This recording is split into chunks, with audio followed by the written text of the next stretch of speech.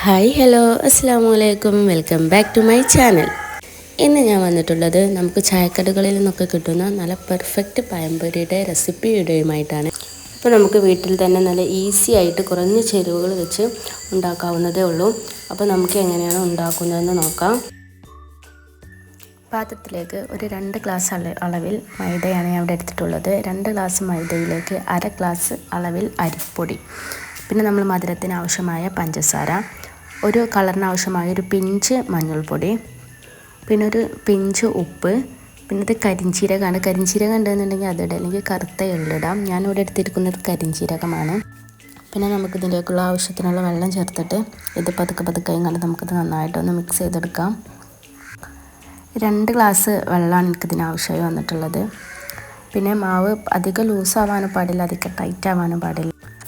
കുറച്ചായി നമുക്ക് വെള്ളം ചേർത്തിട്ട് ഇത് നന്നായിട്ടൊന്ന് ഇളക്കിയിട്ട് മാവ് കട്ടകളൊന്നുമില്ലാതെ മാവ് നല്ല മിക്സായിട്ട് എടുക്കണം.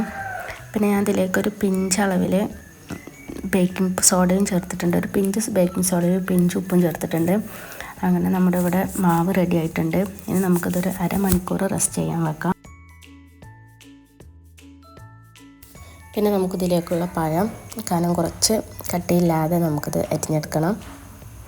അത് നൈസാക്കി കണ്ട് അരിയണം, എന്നാലേ നമ്മൾ പഴംപൊരിക്ക് ഒരു ടേസ്റ്റ് ഉണ്ടാവുള്ളൂ.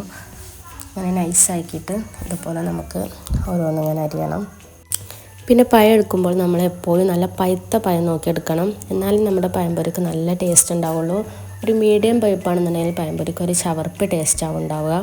പിന്നെ നമുക്ക് അരമണിക്കൂറിന് ശേഷം നമുക്കിത് ഓരോന്നായിട്ട് ചുട്ടെടുക്കാം.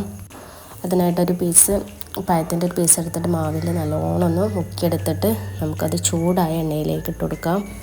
എണ്ണ നല്ലതുപോലെ ചൂടായിരിക്കണം, എന്നെങ്കിലേ നമ്മളിത് ഇട്ട് കൊടുക്കുമ്പോൾ തന്നെ നന്നായിട്ട് പൊങ്ങി വരുള്ളൂ. അങ്ങനെ നമുക്ക് ഓരോന്നായിട്ട് ഒന്ന് ഇട്ട് കൊടുക്കാം.